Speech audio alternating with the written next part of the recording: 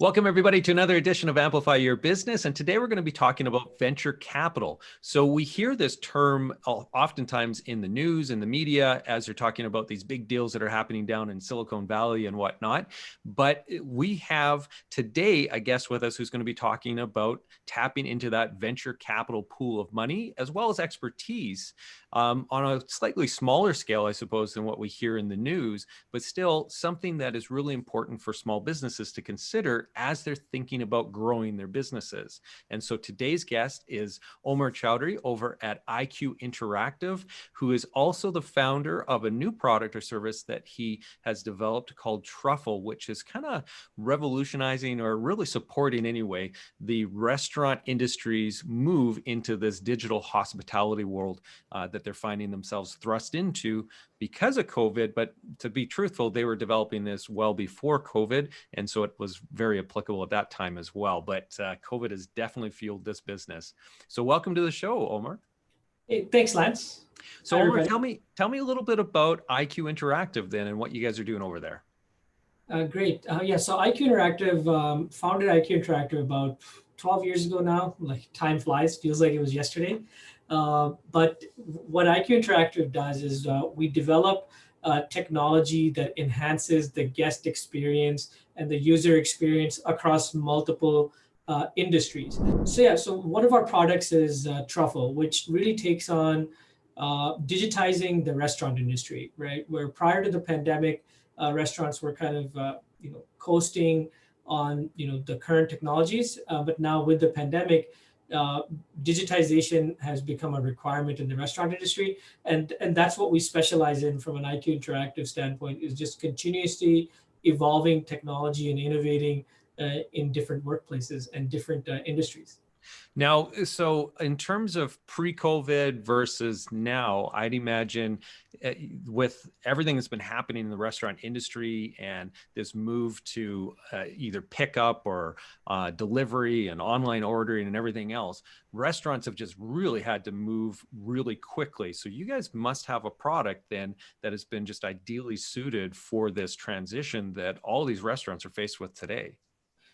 Correct. So this transition was already happening prior to COVID, but it was a slow process. So this evolution in the market was already kind of in motion, and we were trending that this is going to be about another 5 to 6 years that this digitization was coming into this industry.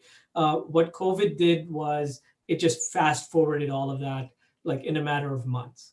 Yeah. Right? So prior to COVID, restaurants were perfectly fine using, what I like to say is glorified cash registers, where they just want to take money in, and they were leveraging third-party providers to do their deliveries and pickup orders. So prior to the pandemic, restaurateurs were okay with losing some money on these delivery apps because it was driving the dine-in business as well.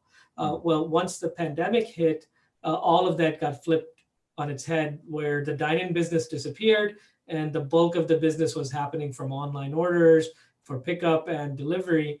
And restaurateurs started really quickly realizing that there's 30% of their revenue is going there, and every order that was coming in, they were losing anywhere between 15 to 20%.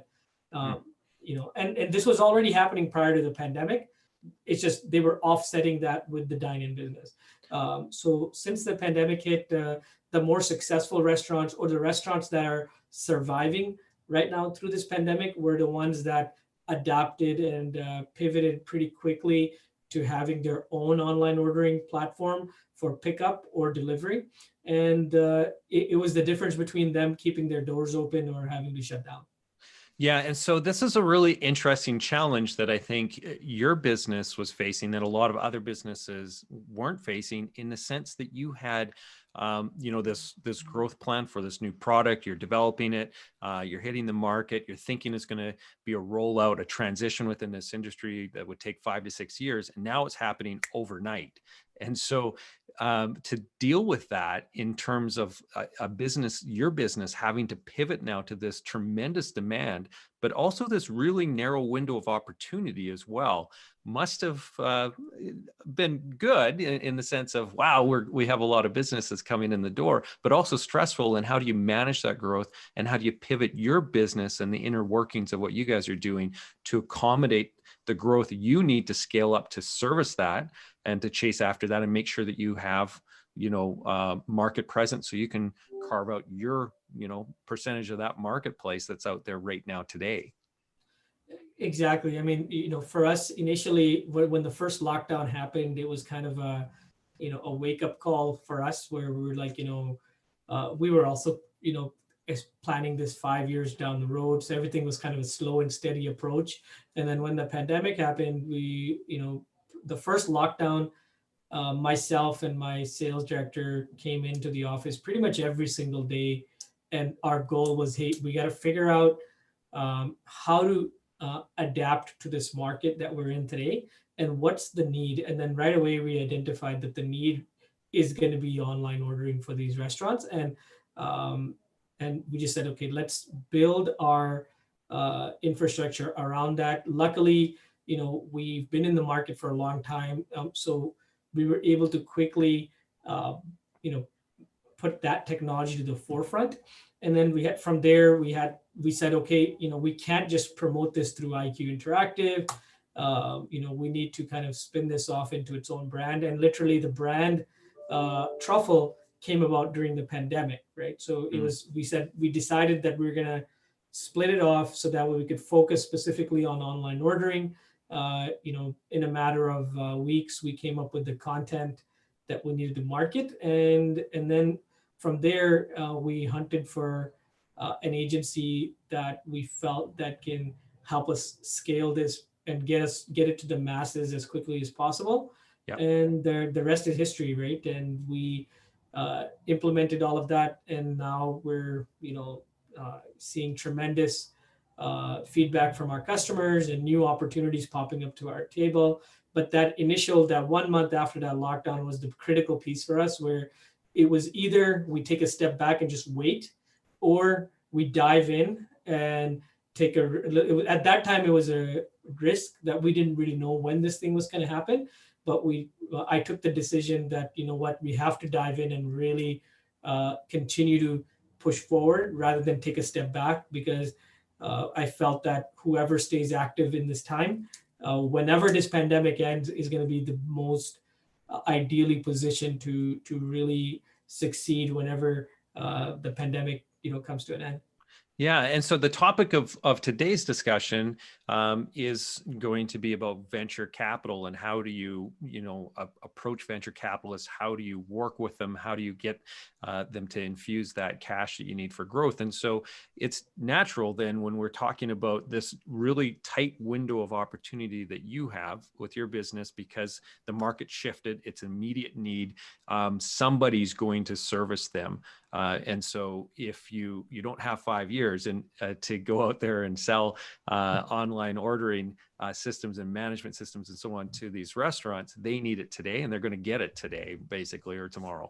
And so you have this very limited or narrow window of opportunity, and you have to throw tons of resources at, fully fleshing out and iterating on that software, but also then in the market exposure and chasing after these deals and staffing up on the install as well as the sales side of it too, I'd imagine. So that's probably when you decided, look, I need to bring in a partner here that's going to help me scale to as rapidly as what I need to. Is that correct?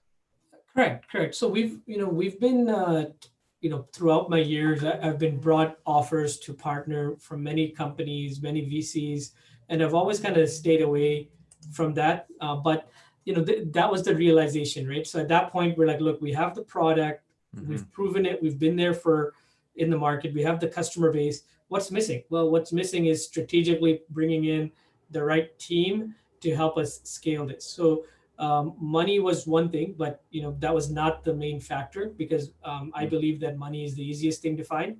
But the biggest factor for me was identifying a team that was strategically aligned with my vision and aligned with the skill sets that we don't have that bring it in and enable us to grow and think at the level of a scale of a 10x or 20x scale.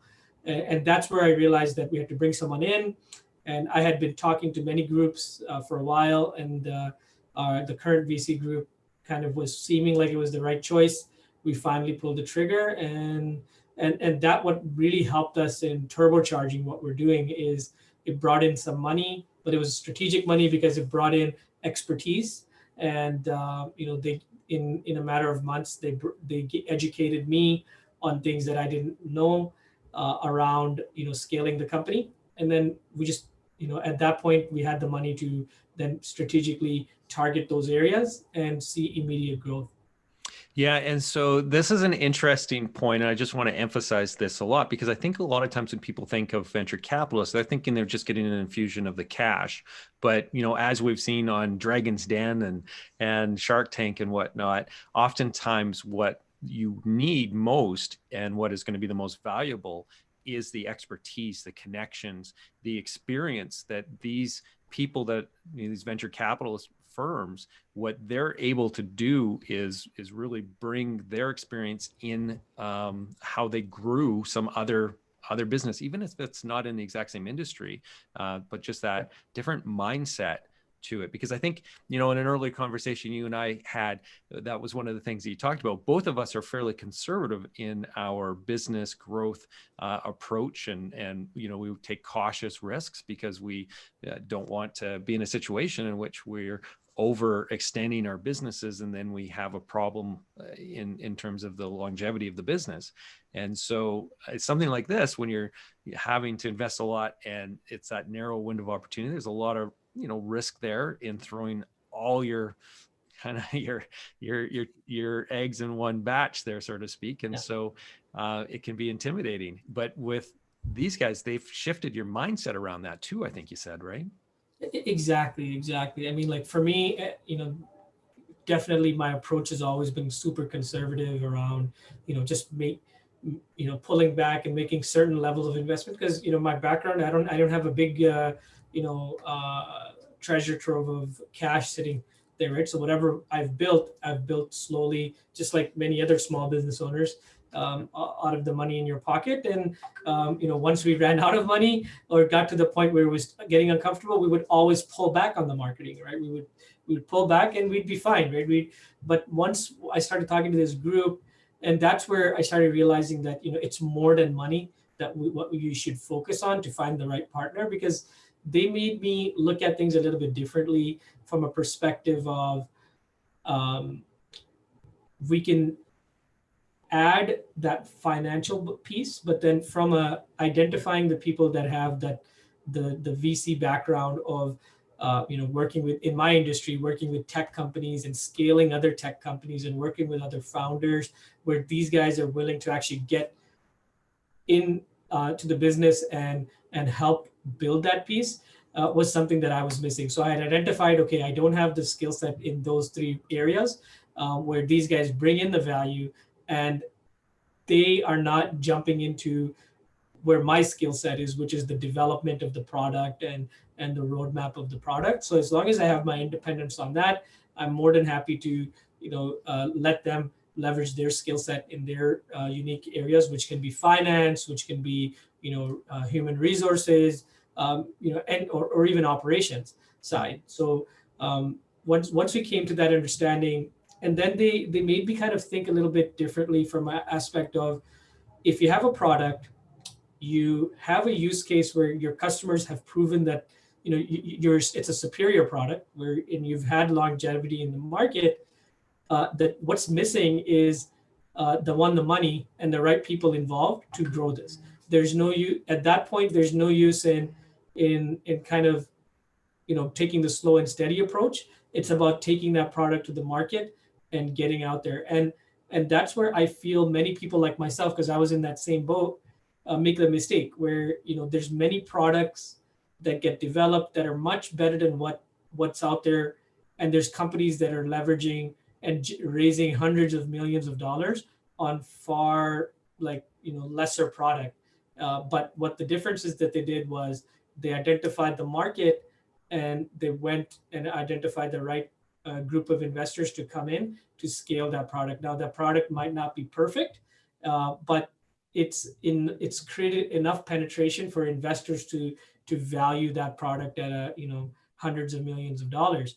And founders like myself, we typically, like myself, I would get scared of bringing money in, but we know that we've developed something that can be superior to these other massive conglomerates that are generating this money. And we just, at that point, what I say is, we just need to, at a certain point, make a decision that, are we comfortable living in the lives? And for many people, they're perfectly comfortable living in that, hyper local market, and they're dominating that local market, and they're comfortable in that. But if you want to really test the growth of what your product is, then you have to go this route, because one, we have limited resources as founders, and the guys that have the resources and the skill set are the ones that can help us get it to that level.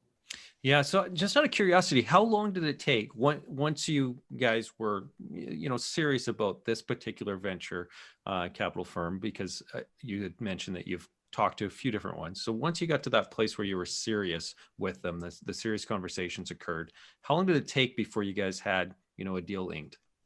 Yeah.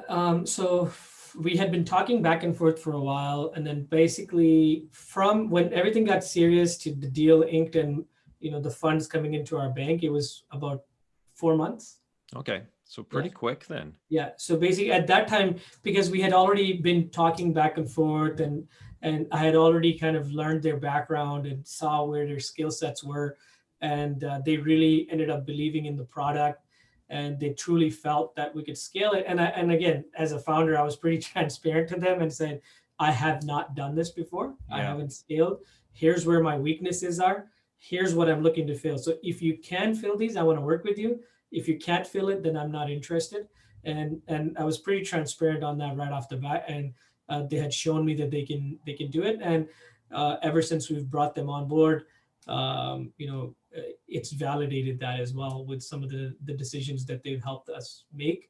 And even just the thinking big, that approach that they bring also enabled myself to think like that as well. Now, one of the concerns that a lot of entrepreneurs have when they're thinking about bringing in an outside investment is losing control of the company. In your particular circumstance, were you able to retain majority ownership of it, or how does that work? Yeah, correct. So I, again, learning along the way, but yeah, one lesson I learned in talking to many other VC companies and seeing what they've done is, I didn't want to dilute myself early. So I was pretty adamant on that. So I stuck to my guns and said, there's a certain percentage of the company I'm willing to give up, but not more than that, right? Because especially if we're finally making the decision to do this and we're looking to really scale up, if you dilute yourself early, then there's not much left on the back end, right? When the real growth is supposed to come. So my suggestion is at that point, know what you really want, know what you're worth. And if that VC is bringing that strategic piece, they're going to obviously try to drive as much share as possible, but have a realistic number and stick to it. And I did that. And, because this guy's was a strategic fit, they really believed in the product. Yeah. And I wasn't chasing them just for money. It created a whole different experience, right? Because when I was upfront with them and said, I want your skill set and not your money, and it also increased my value to them as well. Yeah, it's a totally different conversation, I suppose, there, right? Because you're really truly talking about a partnership as opposed to just an infusion of cash. Exactly. And those are the conversations where you weed out a lot of the firms that just looking to put some money in, and then they're going to push you hard to say, okay, where's your growth at? And all of a sudden now you're essentially back to working a job for someone, right? So, and in my approach, when I did it like this, I was able to filter out those type of groups and just find someone that was willing to get into into the knee deep of the company and helping bringing the skills that needed me to grow. Yeah. Yeah. I think that's a really, really important point or tip to, or lesson learned, I guess, that you're sharing there. Because again, if you're looking for the partners, if you're looking for really somebody to be standing, shoulder to shoulder with you as you're growing this company, automatically you're getting a different kind of investor that's coming in there, and they're motivated in a different way, right? And so I think that just naturally is going to pay, much better dividends for you. Now, in a lot of cases with these venture capital companies, what they're doing is they're wanting to be in, get that rapid growth, and then exit right away. Do they have a time horizon, or where they're like, you know what, you have 12 months to get this to a place where we're ready to exit, or 3 years, or is there anything like that? Any discussions around that? Yeah, so like in our case, right off the bat, I said this is not going to be a 12-month thing. If you're in it, you're in it with me for at least 3 to 5 years. Okay. So I was pretty adamant on that because, again, it's not a money thing. It was about, okay, if we're going to build this, I need you guys involved for a longer haul than just 12 months. So we kind of have a much longer plan for that, and then on that side also, we never really talked about exit. We all talked about everything. All our discussion was scaling, right? What the market opportunity is out there, and can we be at the level of one of the top three in Canada, and if not in Canada, in North America. And how do we get to that level of top three, and how much money you're going to need to get there? And that is a 3-year plan, right, to get there. So we have smaller milestones that we had in our mind that, okay, in 1 year, we need to at least have on board, from within 1 year, 500 customers, which is a realistic plan. And, we knew that we can achieve that. So didn't really go through unrealistic expectations of what they're expecting. And the discussion was right off the bat was, look, this is going to be 3 to 5 years. Let's see where this market takes us, and try to get the company to a valuation where either we are looking for a much higher raise, or we become a prime target for one of our bigger competitors. But at that time, we're looking at a 10x or 20x valuation, which is what right now our industry is trending at. So that's kind of where the discussions are with our group, and where we want to go. So, in talking about valuations, how did you guys arrive at the valuation of your company when they were coming in? Yeah, so at that point, what we did was we looked at the competition, and what was the activity that was going around in throughout our competition, right? Because there was a lot of acquisitions and a lot of investment dollars being thrown out in other SaaS companies. We looked at that.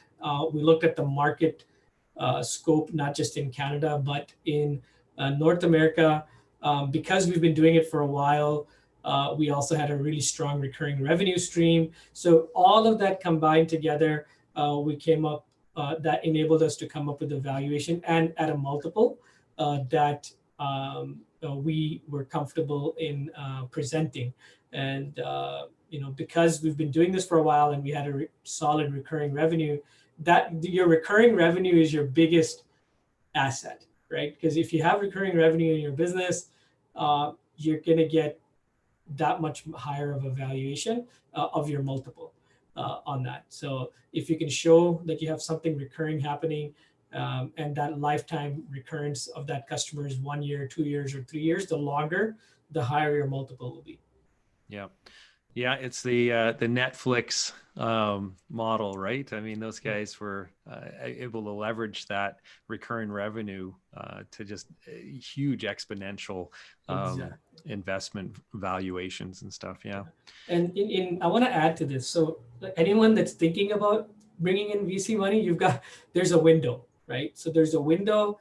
Right now is the time to do it. Like, everyone's like, oh, it's a pandemic, and why would someone be investing? The reality is there's a lot of money moving right now during this time. So you have a window of, I would say, about next 3 years where companies are getting crazy valuations right now, and it's all over the place. Like since we raised, and now we're going to be doing another big raise towards the end of the summer, the valuations that we're looking at is 20x, 30x multiple.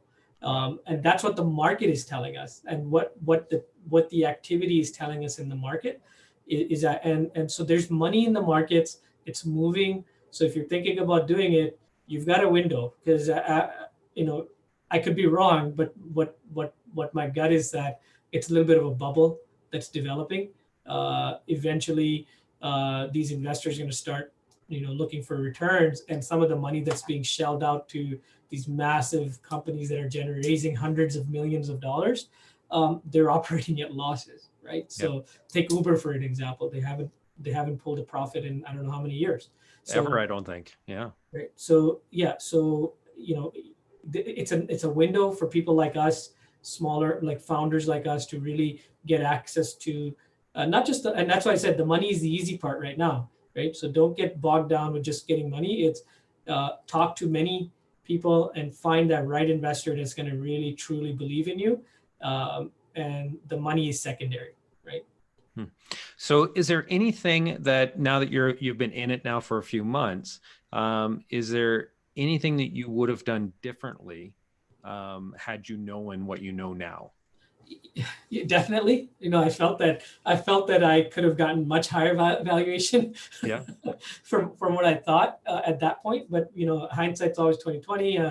I wasn't really thinking like at this level when I was originally bringing it in, and these guys have now made me think much bigger than what I was thinking. Right. So I'm okay with that. Right.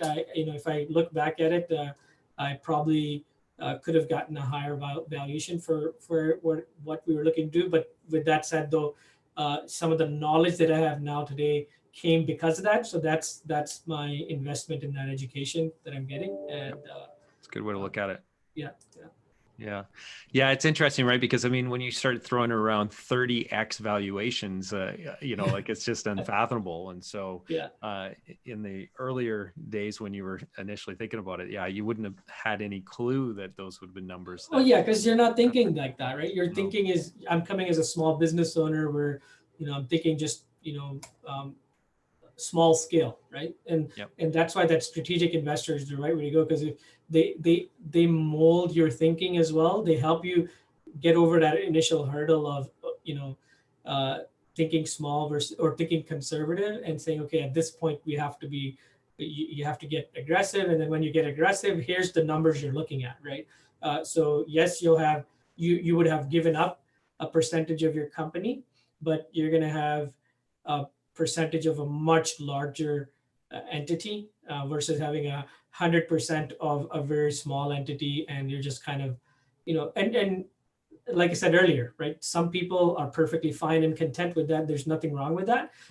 But if you want to really see how far you can go, this is the route to do it. And once you do it, you got to go aggressive. You cannot stay slow and steady, because someone else, especially in my industry, in the tech industry, tomorrow the industry can be disrupted with some new technology that comes out, and we need to take advantage of it now, right? So yeah. Well, very good, Omer. I really appreciate you taking the time today to share some of your experience with us, the lessons that you've learned along the way. I know you and I have known each other for a long time. I've watched you grow your business to the place where it is right now. And I have to say that it's always been really interesting to be watching that on the side, and the decisions you've made, the way that you approach business, the way that you take care of your customers. It's something to be really admired. And so I definitely cannot imagine this not being just an incredibly high growth opportunity for you. And I think any restaurants out there right now who are still struggling with this concept of how the heck do I get into the online side of this digital hospitality world that we're in right now, they definitely need to be reaching out to you. And if they did want to, if anybody is watching this right now and did want to connect with you about Truffle, how would they get in contact with you or your sales team over there? Yeah, so you can go to our website, www.trufflepos.com, and just contact us through our website. Sounds great. Well, again, thank you so much, Omer. I really appreciate you sharing your expertise. And it sounds like this is a good cue to leave. It looks like you got a call coming in. It's probably another big deal or something. So thank you very All right. much. And Thanks, for Len. and for everybody else who's watching, if you want to catch any more episodes like this one where we talk to entrepreneurs, head over to amplemedia.com/amplify, and that will get you to our archives as well as all our future episodes we place there too. And if you are an entrepreneur and you want to be interviewed or know somebody else who should be interviewed as a guest on this podcast or webcast that we have here, please reach out. We'd be more than happy to have an exploratory call. So thanks, everybody. Stay safe.